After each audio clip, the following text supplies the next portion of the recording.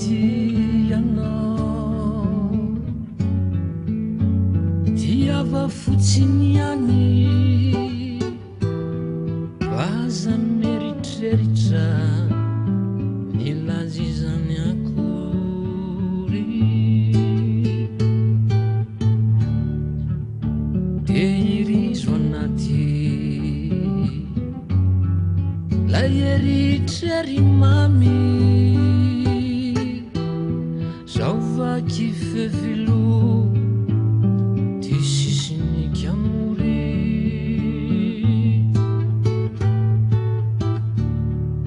naona raha mangina fotsiny amizao zao ny sarobidy no tonga very azina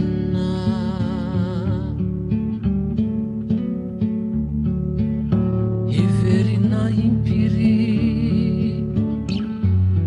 ny sotro kelinao vao mety aharitra zany rano mazina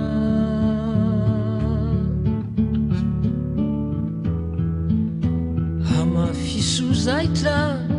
ny sisy molotra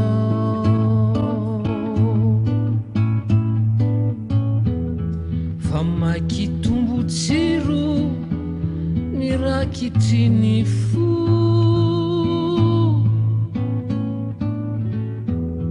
filamatra iray no ho lazaiko anao ny ty fa tsy miteny no tena ty toko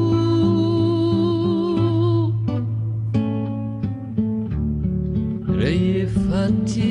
ianao diava fotsiny any vaza meritreritra elazizany akory de irizo anaty la eritrery mamy